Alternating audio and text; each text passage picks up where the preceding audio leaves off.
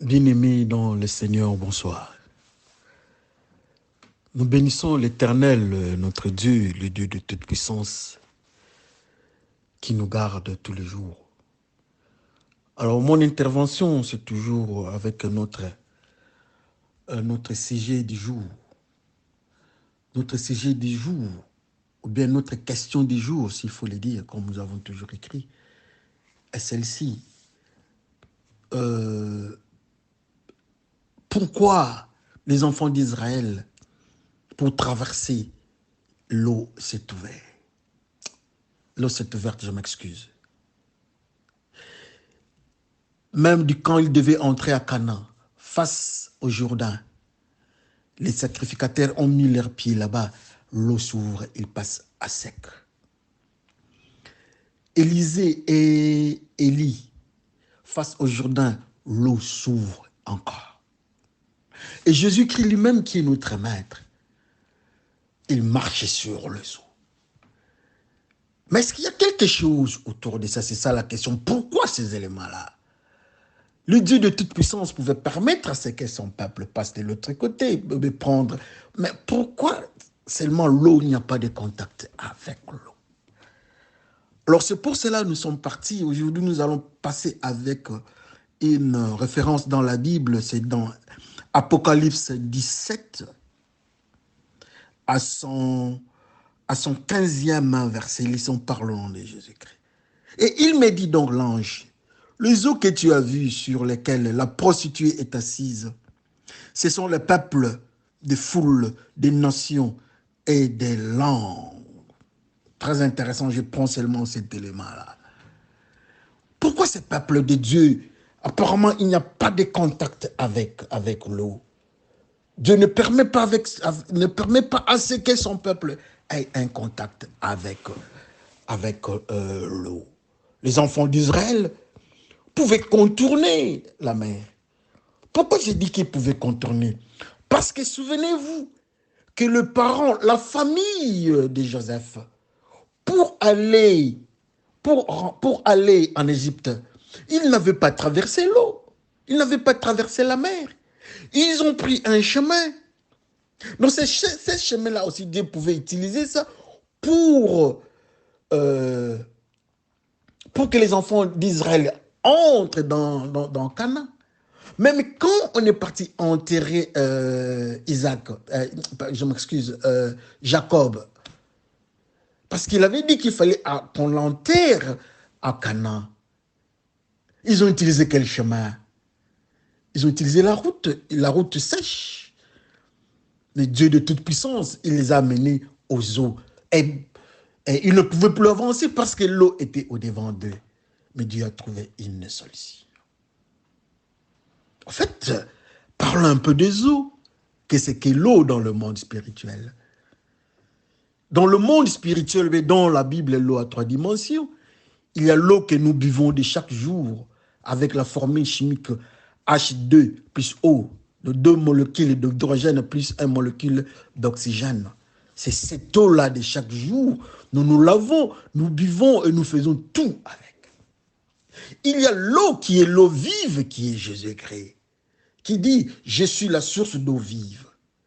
Et la 3e dimension, c'est ce que nous venons de lire ici dans le livre d'Apocalypse à son 17e chapitre et au 15e verset.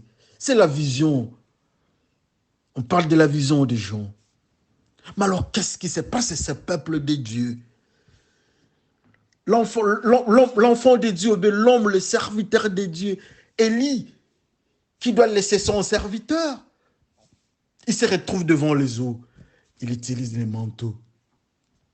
Le même manteau quand l'autre, son serviteur qui devait suivre le service, qui devait continuer le mystère laissé par son maître, donc Élie, il a utilisé encore le manteau au-devant des eaux. Jésus-Christ lui-même ne marche pas sur les eaux, il ne touche même pas, mais la Bible nous dit, il marche au-dessus des eaux. Pierre demande, est-ce que je peux venir, Seigneur? Il dit, viens. Il vient. Il a écouté, il a obéi le Seigneur. Mais quand il est parti, il est arrivé très loin, il a constaté, je ne sais pas qu'est-ce qui s'est passé. Le flot, je ne sais pas c'est comment, il a douté. Il a commencé à se noyer. Le Seigneur l'a récupéré. Et c'est ça. Et nous pouvons encore aller très loin. Quand le serviteur de Dieu, Jonas, était envoyé par Dieu, il a refusé de partir. On dit, va à Ninive, il lui refuse. Il part à Tarsis. Et il s'est retrouvé dans l'eau. L'eau l'a réclamé. Quand il a désobéi à Dieu, quand il s'est comporté à un désobéissant, il s'est retrouvé dans l'eau. Alors qu'est-ce qu'est l'eau? Les enfants d'Israël qui quittent le monde des péchés, ils sont sanctifiés par la parole de Dieu. Ils sont conduits par le Saint-Esprit, mais ils ne touchent pas l'eau. Qu'est-ce qu'est l'eau alors? Est-ce que cette eau aussi, c'est l'eau normale que nous avons chaque jour que nous vivons? C'est l'eau qui est Jésus-Christ? Ou bien c'est l'eau qui est sous la domination de la prostituée qui représente la méchanceté ou bien les diables? Ou encore l'eau qui est sous la puissance, sous le contrôle de la méchanceté. C'est cette eau-là qui représente le monde païen, le monde de pécheurs. Mais alors, qu'est-ce qui se passe avec ce peuple qui est sanctifié face à l'eau? C'est ça la grande question. Si nous disons que c'est Jésus-Christ, les enfants d'Israël, ceux qui sont à Dieu, ils doivent prendre l'eau vive. Donc, ils ne peuvent pas refuser un contact avec Jésus-Christ. Mais même Jésus-Christ, notre Seigneur, refuse ce contact-là. Donc, cette eau dont nous parlons face aux enfants d'Israël, ce n'est pas l'eau qui est Jésus-Christ, parce que Jésus-Christ est le sauveur.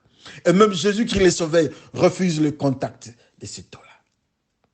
S'il faut parler de l'eau que nous buvons chaque jour, nous nous lavons chaque jour, mais non. Les enfants d'Israël ont besoin d'eau.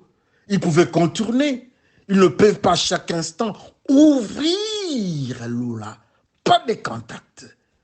Mais est-ce que nous pouvons prendre la thèse, la troisième thèse, qui est l'eau, qui est sous la domination de la méchanceté, cette eau-là qui représente le monde païen. Cette eau-là représente le monde païen. Arrêtons-nous d'abord là-bas, si nous pouvons accepter de prendre ça, de faire nos analyses à ce niveau-là. L'eau qui représente le monde pécheur. L'eau qui représente le tribu, les nations, les cultures, les langues, la philosophie, sous la domination, sous le contrôle de l'ennemi. Les enfants d'Israël n'ont pas les contacts. Pourquoi ils n'ont pas les contacts? La Bible nous dit quelque chose d'une grande importance.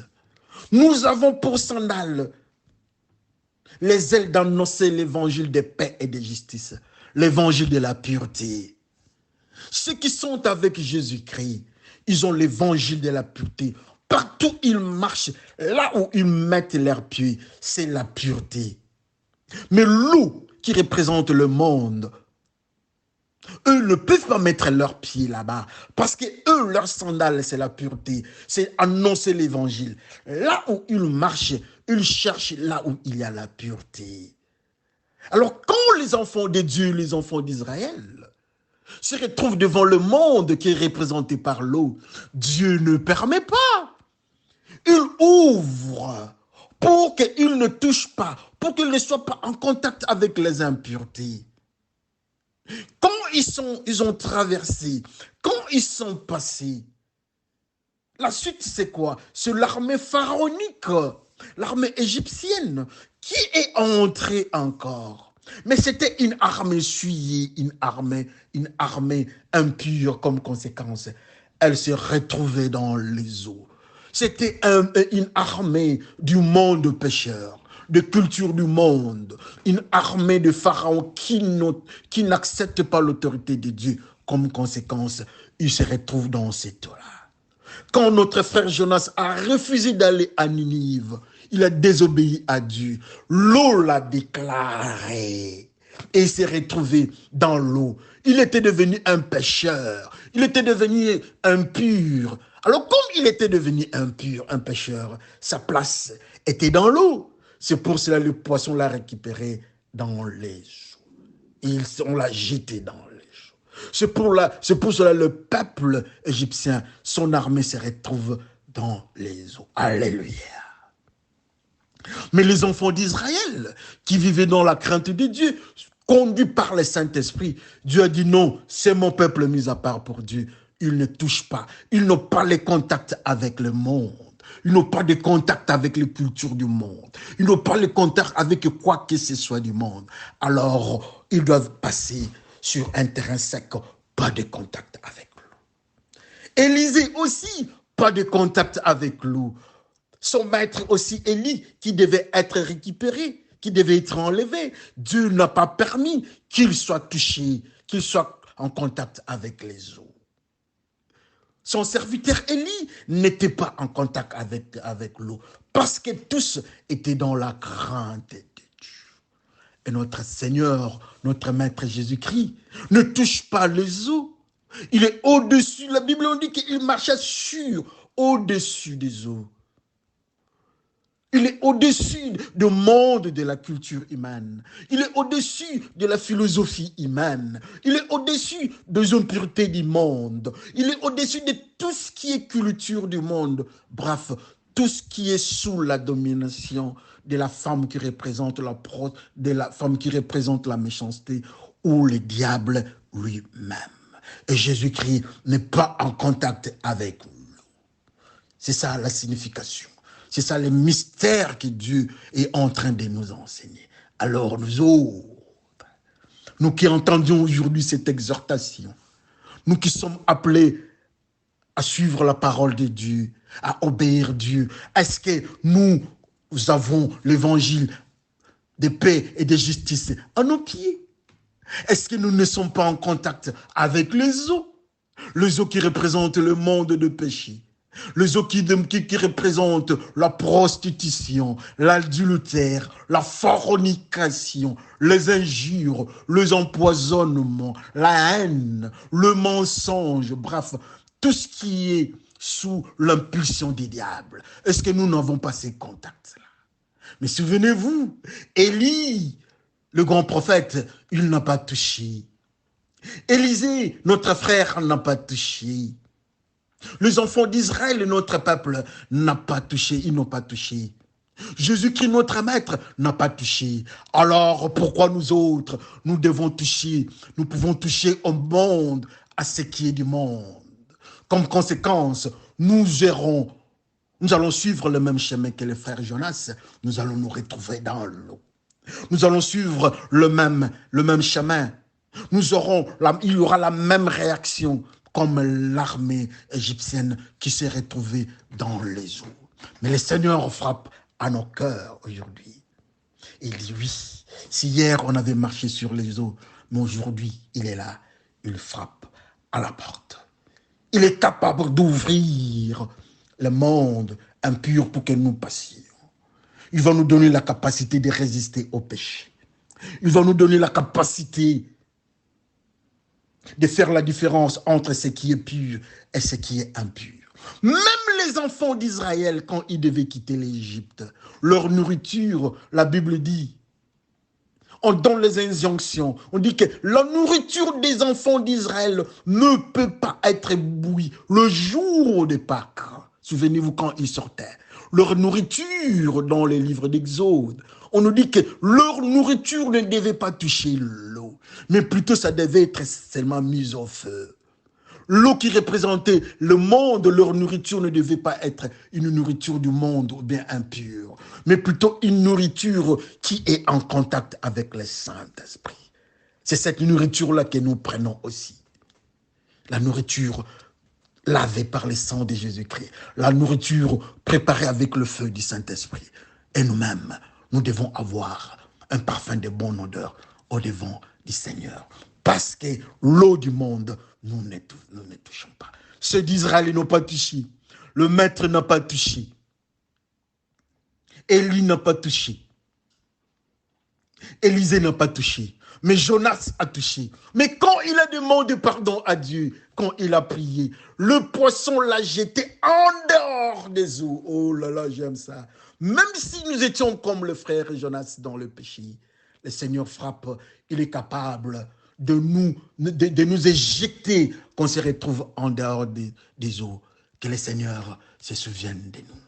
Soyez bénis et bonne soirée. Merci. C'est votre frère Bifalo Bifou.